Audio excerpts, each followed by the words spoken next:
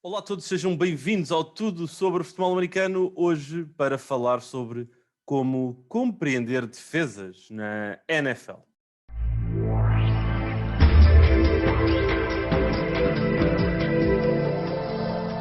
Olá Nuno, bem-vindo hoje para um episódio diferente, um episódio especial, onde tu vais te tornar aqui quase como que o professor Félix.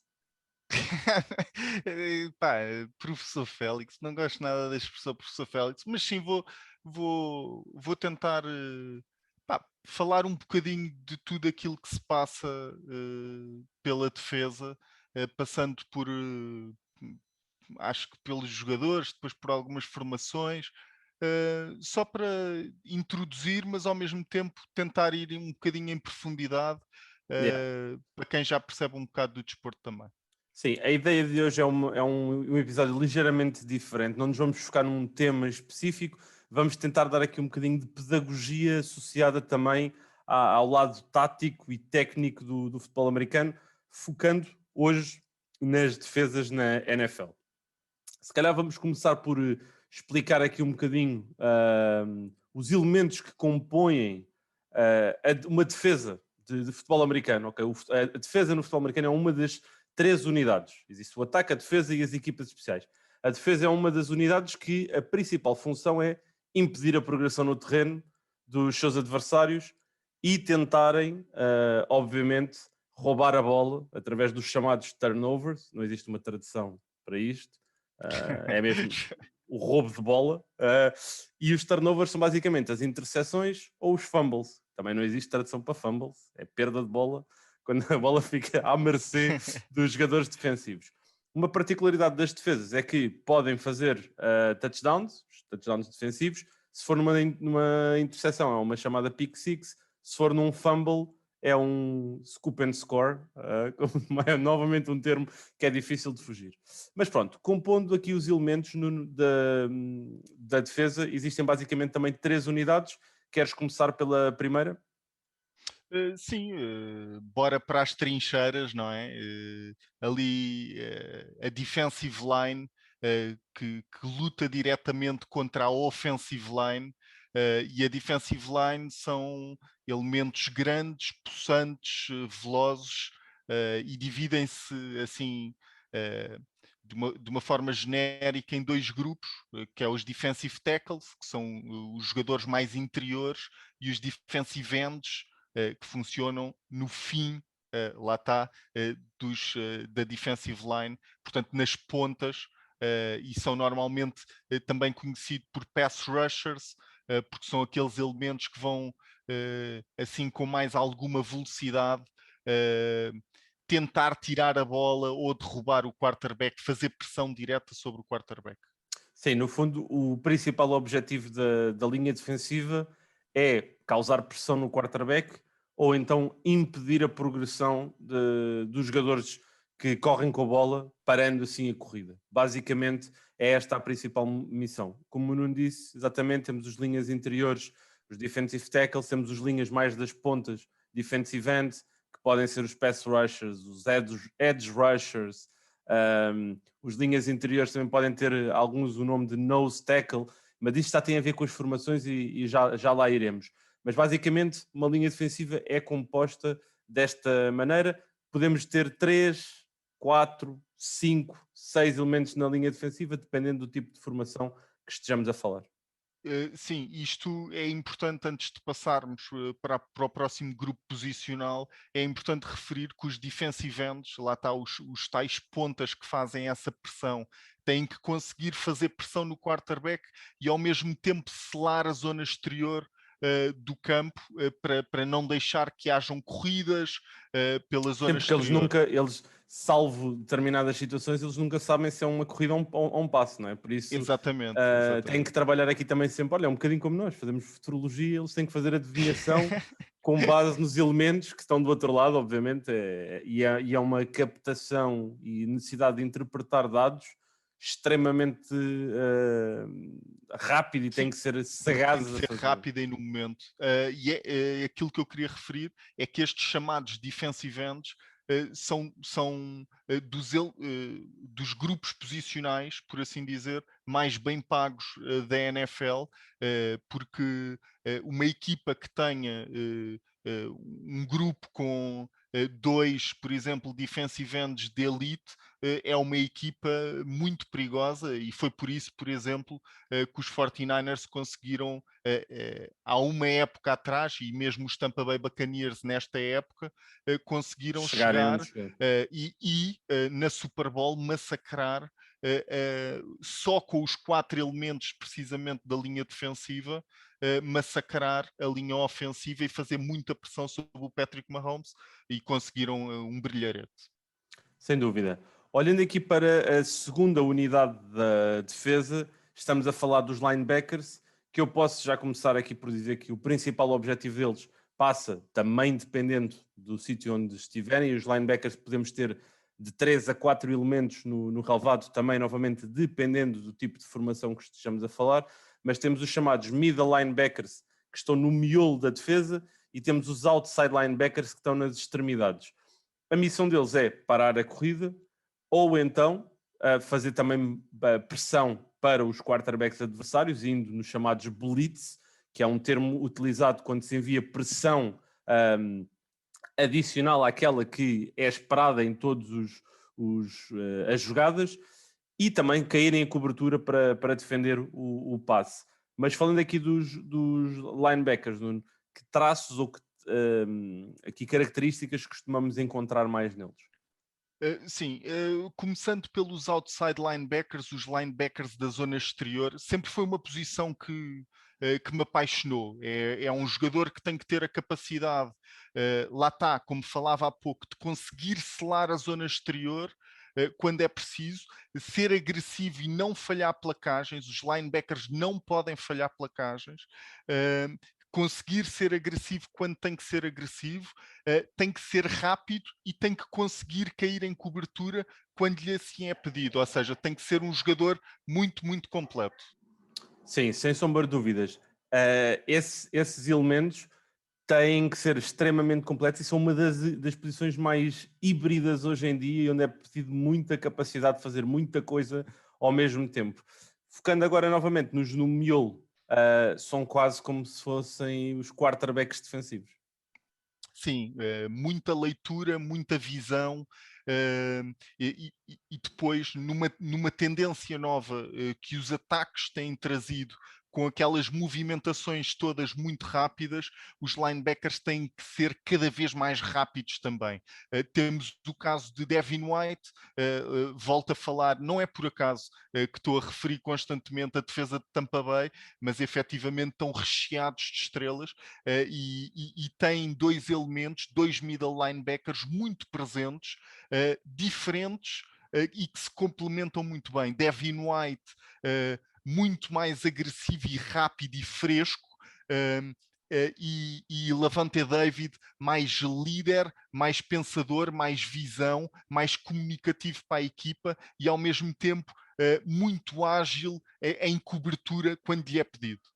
Sem dúvida, isto que mencionaste, comunicação, é um traço que é fundamental num linebacker e no middle linebacker, porque ele costuma ser, salvo muito raras exceções, quem recebe a jogada do seu coordenador defensivo e depois comunica para o resto da equipa. Por isso é aqui mais um dado importante. Olhando para o último grupo posicional, defensive backs, são os elementos que estão a defender as zonas exteriores e mais recuadas do relevado. Dividem-se nos cornerbacks e nos safeties, e Nuno, a principal missão deles é parar o passe, mas também, obviamente, estarem atentos aqui às tentativas criativas que os ataques trazem cada vez mais para os tentar enganar. Sim, a missão fundamental e a regra número um para qualquer defensive back é não ser batido por cima, em profundidade. É a única coisa que é proibitiva para qualquer defensive back em qualquer posição que esteja a jogar. Tem uma responsabilidade normalmente, e depende se estão homem a homem ou se estão em cobertura à zona, mas uma responsabilidade mais em profundidade, ou seja, isto começámos pelos defensive tackles, pela linha defensiva, que é a primeira linha, não é? É a primeira muralha. Depois temos os linebackers, que é a segunda linha, e depois podemos dizer, lá mais atrás temos os safeties, e os cornerbacks às vezes apoiam essa zona em profundidade, em cobertura. Portanto, normalmente os defensive backs, como têm a função, às vezes ingrata, de jogar contra os elementos mais rápidos em campo, que normalmente são os receivers, têm que ser jogadores muito ágeis, com ancas muito boas por causa da movimentação toda, o footwork tem que ser praticamente perfeito, porque não podem tropeçar, não pode haver erros desses, e depois têm que ter uma velocidade que consiga acompanhar os receivers, e é engraçado defender, porque estamos a ver o ataque a vir de frente, mas quando estamos a ver receivers que estão a fazer rotas desenhadas à nossa frente e desenhadas para nos pôr em xeque e para nos dificultar a vida, não é nada agradável. Não é de todo. Só mencionar aqui ainda que depois temos, lá está, temos os safeties que estão mais em profundidade, eles também são vistos como os homens que têm que defender a última linha, e depois lá está, aqui entra outra semântica, que é quantos safeties é que existe, isso também tem a ver com as formações. E podemos fazer aqui a passagem então para essas formações. Existem no fundo duas grandes formações na NFL utilizadas hoje em dia, sendo que cada vez mais isto deixa de estar tão assente, porque é necessário ter um bocadinho das duas. Ainda que, obviamente, existem uns esquemas mais enraizados do que outros. Falamos de um sistema defensivo 4-3 e 3-4. Isto basicamente serve para dizer o quê? 4-3 é 4 linhas defensivas e 3 linebackers, 3-4 é 3 linhas defensivas e 4 linebackers. Depois, à volta disto, temos uma data de coisas que andam aqui. Nomeadamente, existem duas formas de defender o passe, que é a cobertura homem a homem ou cobertura à zona, e mediante estas formações, o 4-3 e o 3-4, depois podemos aplicar coberturas à zona ou coberturas homem a homem. Sendo que quando falamos de coberturas à zona, Nuno, temos cobertura cover 2, cover 3, cover 4, cover 6, e isto geralmente os números representam as metades do campo em que se parte as coberturas. Ou seja, quando nós dizemos cover 2 à zona, queremos dizer que temos dois safeties a defender o campo em profundidade, os corners ficam a defender também o campo das suas zonas, mas mais curtas e próximas de onde a bola está. Quando falamos cover 3, é 3 homens em profundidade, cover 4, cover 4, 4 homens em profundidade, e sempre assim sistematicamente. Falando aqui um bocadinho mais do 4-3 e do 3-4, representam os homens que ficam na box, não é? Ficam próximos da linha de scrimmage. E falando um bocadinho da tua experiência, qual é que é o sistema que tu te identificas mais? Qual é que é uma valência que tu vês mais num em função do outro e vice-versa?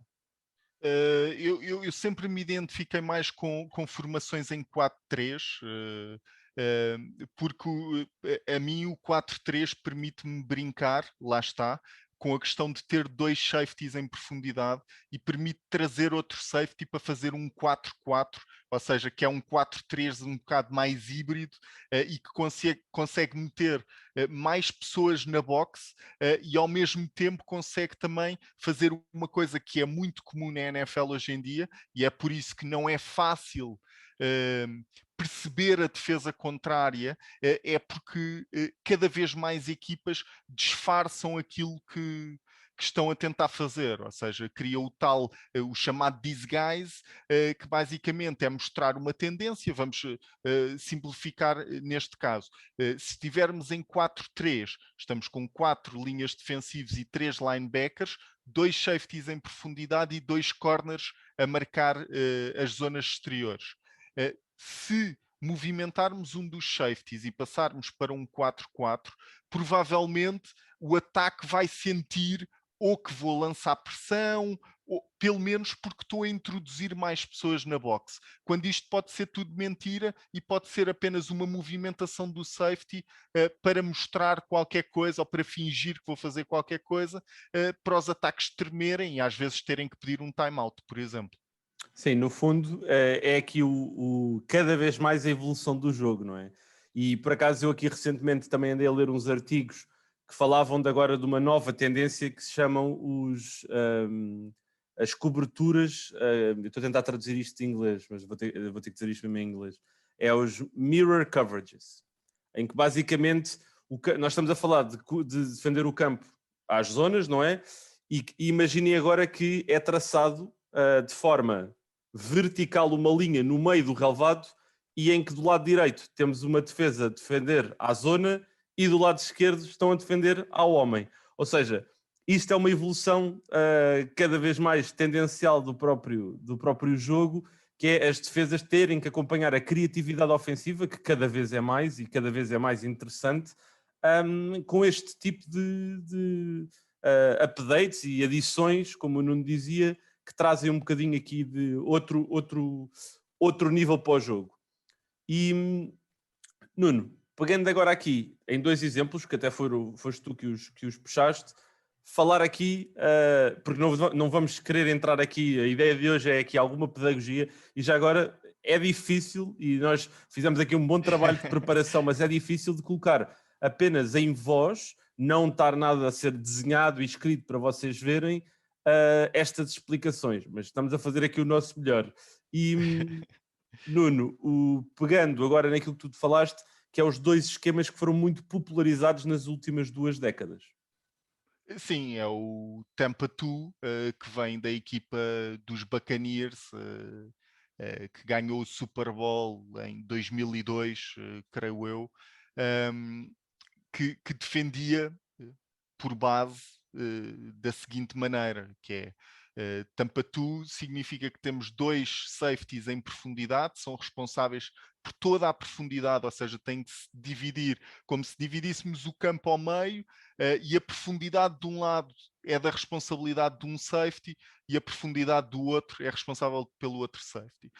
Ficam 4 linhas defensivos, 3 linebackers e 2 corners. Os corners, se estiverem ali a uma distância de 5 jardas dos receivers, se fizermos assim um círculo à volta imaginário, são as zonas dos corners. Depois os linebackers têm que se dividir nessa zona ali muito central do campo, e o middle linebacker, o Mike, o linebacker do meio, tem a responsabilidade, ou seja, de defender, e isto é fundamental e é a maneira como as equipas mais atacam este esquema de Tampa 2, é precisamente atrás do Mike linebacker, porque o Mike tem que conseguir fazer uma cobertura curta na zona dos linebackers, mas tem que fazer uma cobertura mais em profundidade também, porque os 2 safeties, como falei no início, estão responsáveis por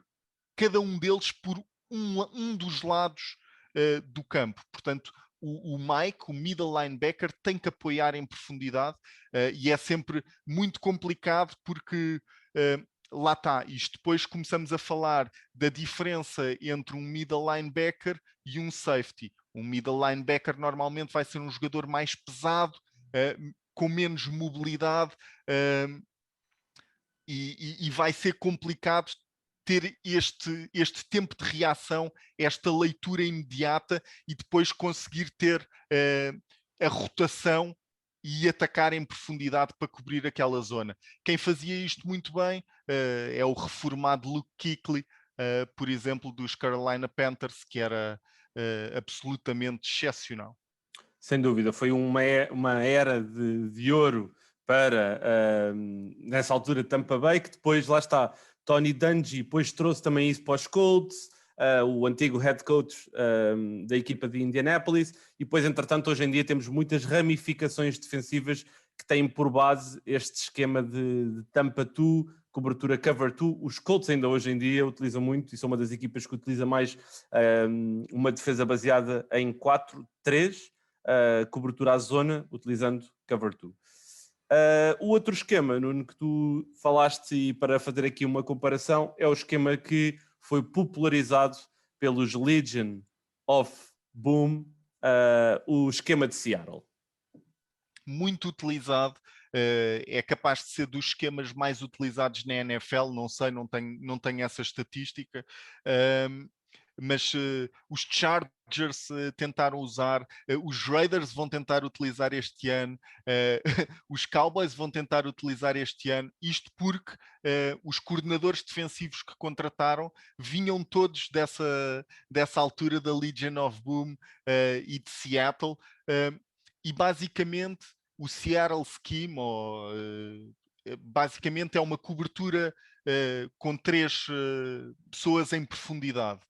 E aquilo, para quem conhece a altura da Legion of Boom, com o Cam Chancellor, era o Richard Sherman, era o Browner, que era um corner gigante, era o Cam Chancellor, e está-me a faltar o nome do free safety. Como é que foi tu para os estás a Ravens. esquecer dele? O Earl Thomas. Earl Thomas. Exatamente. E o Earl Thomas. E o que é que isto fazia? Fazia com que os 2 corners, o Browner e o Sherman, tivessem em profundidade, tivessem uma responsabilidade mais à zona em profundidade, com o Earl Thomas, que varria completamente o meio do campo em profundidade, mas também permitia aos linebackers descer e colocar pressão, porque tinha um alcance excepcional e uma velocidade e um tempo de reação e uma leitura excepcional, que a fazer lembrar Ed Reed, mas permitia que Cam Chancellor conseguisse fazer aquele papel híbrido de safety que fica em profundidade, mas que depois também está a jogar homem ocasionalmente, vem para a box em blitz e cria, lá está, uma posição de safety muito híbrida. É verdade. E olhando um pouco para aquilo que, se nós olharmos que aconteceu depois dessa explosão desse esquema de Seattle, foi termos visto Gus Bradley a ir para Jacksonville e ter replicado isso. Entretanto, agora foi para Las Vegas, vai implementar o mesmo sistema na defesa dos Raiders. Vimos depois Robert Saleh, que esteve nos 49ers, a aplicar o mesmo esquema. Os 49ers foram ao Super Bowl, não foi por acaso. É um esquema que é muito atualizado, muito atual, muito real, e que vamos ter ramificações agora durante os próximos anos. E lá está, estes são apenas 2 sistemas, temos muitos outros que poderíamos falar, mas hoje vamos ficar-nos por estes. Sim, e só para finalizar aqui uma coisa, porque acho que é importante, porque normalmente falávamos agora dos esquemas e falaste de Gus Bradley ir para os Jaguars e tentar impor esse sistema, e por exemplo, lembro-me logo à partida de Jalen Ramsey, o melhor cornerback da liga, não encaixou nesse sistema. Jalen Ramsey é um jogador excepcional, é o melhor cornerback da NFL, mas tem que jogar homem a homem, lá está, é das tais nuances, é um cornerback que ele é feito para impor o seu jogo físico e derrotar o adversário, não deixar o melhor receiver contrário não joga esse jogo.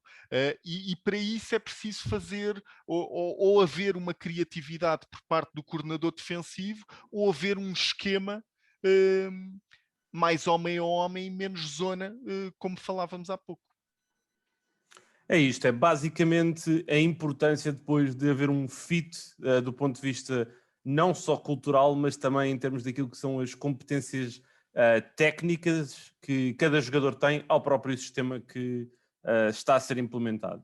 Mas pronto, esta foi aqui a primeira de várias introduções que iremos fazer aqui a alguns temas que achamos que são importantes para encontrar um balanço pedagógico com o balanço também de explicar, o equilíbrio de explicar aqui o próprio jogo, a própria dimensão do jogo. Seria importante ter também o vosso feedback, por isso vão para as redes sociais a NFL 11 e tudo sobre a FA, e digam-nos o que é que acharam, se ficaram com dúvidas, o que é que gostariam que nós abordássemos com mais detalhe sobre nesta vertente defensiva. Já sabem que sem o vosso feedback seria impossível continuarmos a melhorar. Um abraço a todos, um excelente dia e até ao próximo episódio.